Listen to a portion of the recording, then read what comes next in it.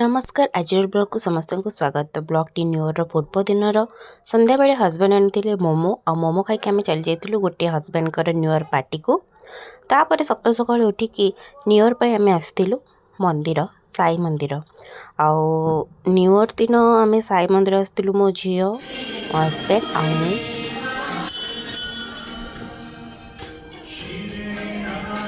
नुआ वर्षर समस्त हार्दिक हार्दिक अभिनंदन।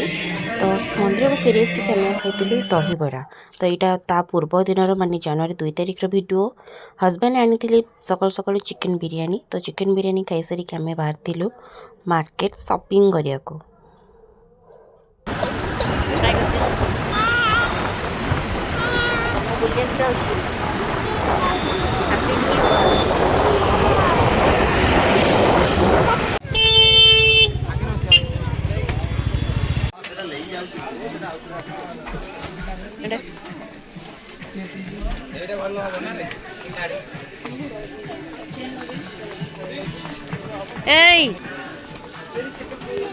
कौन खाई टोटल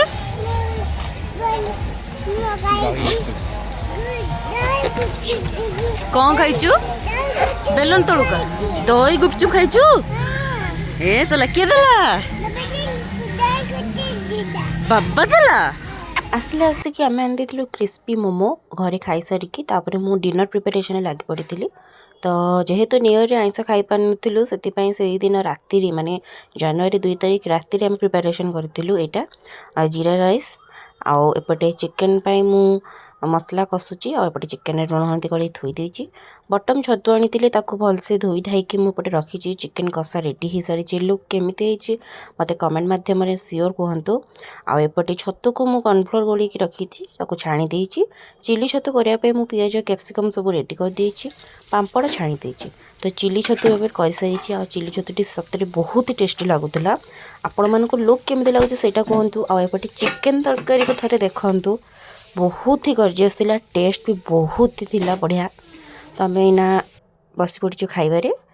तो आपण मैंने देखिपे तो आपण मैंने भी न्यू इयर एंजॉय कर ना निश्चय कमेंट करंतु। तो न्यू इयर ब्लॉग टी पड़ला बहुत लेट रे हेले भी समस्त को नूतन वर्षर हार्दिक हार्दिक अभिनंदन। ए वर्षटी समस्त भलरे भलरे जाओ।